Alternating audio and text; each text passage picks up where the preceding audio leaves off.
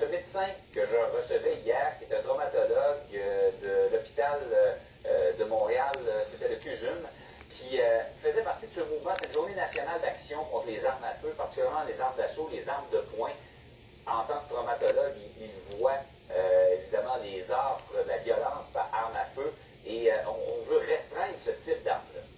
Oui, ben je l'ai vu, moi, pendant 32 ans d'enquête criminelle, 20 ans presque aux homicides. Je l'ai vu, qu'est-ce que ça fait.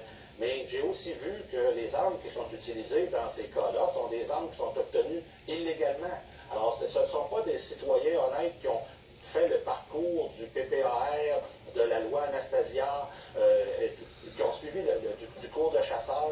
Ce ne sont pas ces gens-là qui remplissent les salles d'urgence, les salles de traumatologie. Ce sont des criminels dans les rues de Montréal qui remplissent les salles de traumatologie du docteur.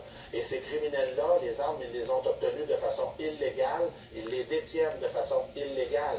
Et d'en interdire la vente aux citoyens honnêtes ne réglerait pas le problème des urgences et de la traumatologie, ne réglera pas ce problème-là.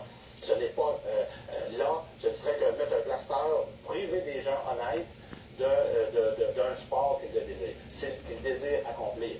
C'est certain qu'on peut se poser des questions, puis moi je vais laisser les policiers régler ça, les armes d'assaut. Il faut savoir aussi que les chargeurs à grande capacité, Jean-François, sont interdits au Canada par la loi. Et des gens, des criminels en ont encore. Et ce ne sont pas des armes d'assaut, ce ne sont pas ce qui est utilisé dans la rue, on parle plutôt d'armes de poing.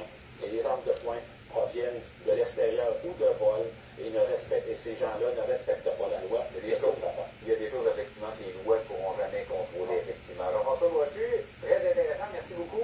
Bienvenue, bonne journée. Au retour, je pensais que c'était